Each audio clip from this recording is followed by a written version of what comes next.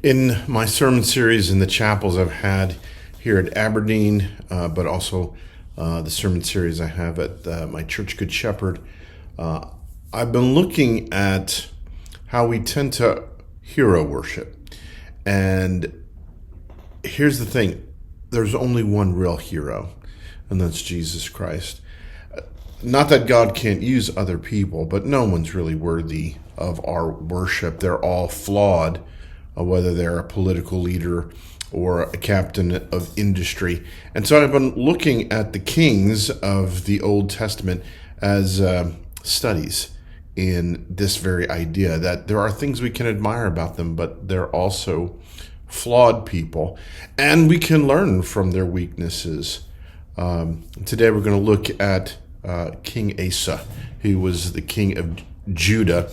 The people of God, the Jews, were all in one nation under Saul and David and Solomon, and they fell into civil war and broke into two kingdoms, Judah and Israel. And at this time, the king of Israel, the northern tribes, was Baasha, and the king of Judah was Asa. And Asa was a good man, but he wasn't perfect. And there's this line from a passage in 2 Chronicles 16 that people often quote, but very much out of context. The quote is this: "For the eyes of the Lord reigns throughout the earth to strengthen those whose hearts are fully committed to Him." And we take that as an admonition to devote ourselves to God, because then He'll help us. But that's actually kind of the opposite of what the context is saying. It says in 2 Chronicles 15 that Asa loved the Lord and his heart was fully committed to Him. But when Baasha came against him to fight a war against him, Asa got worried and he created a treaty with foreigners. You could say going outside the family. God is our great father. Israel and Judah are brothers. They're fighting. It's very serious. But Asa goes outside the family. Why does he do that? Why does he not just turn to God? And in fact, that's the rebuke that's set against him.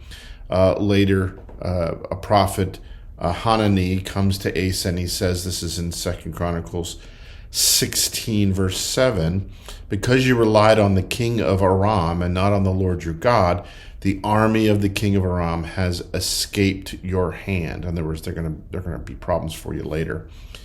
"Were not the Cushites and the Libyans a mighty army with great numbers of chariots and horsemen? Yet when you relied on the Lord, He delivered them into your hand. For the eyes of the Lord reigns throughout the earth to strengthen those whose hearts are fully committed to Him." And just earlier in chapter 15, it said that Asa's heart was fully committed to the Lord. What this passage is saying is that the Lord stands ready to help you. You love the Lord.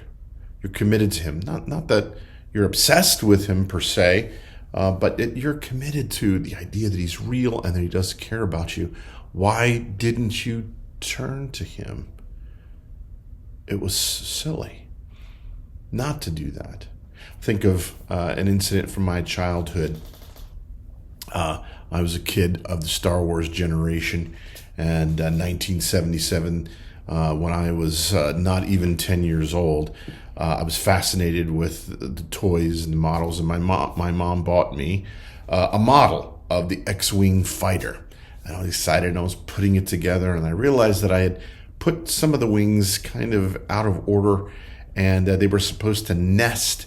The wing, the X comes out, but then they collapse, and they're supposed to net. There was a peg in one of them that would nest into the other one, but I had gotten the pegs on the same side.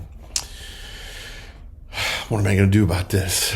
So I found a very small wooden-handled chisel, and I went to the peg and I was I was pushing it, and of course you can see what happens.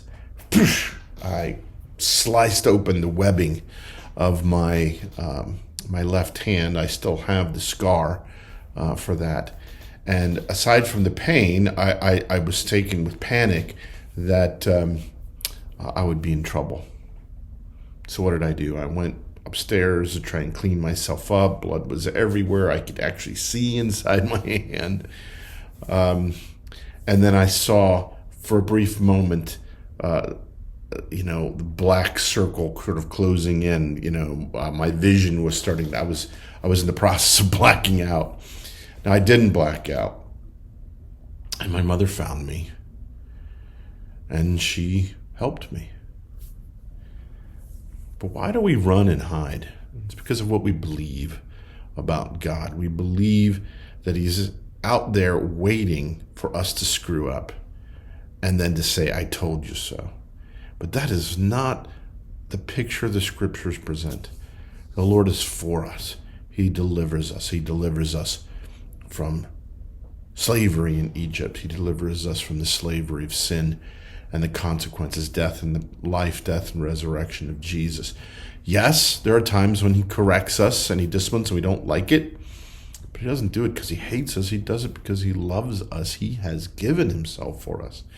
What do you believe about the Lord? Do you believe that He's ready to strengthen you, that His eyes range through the earth to look for you, that He might be there for you? That is what the Scriptures teach. And I pray that you can believe that and turn to Him this week for what you need. Blessings on you all.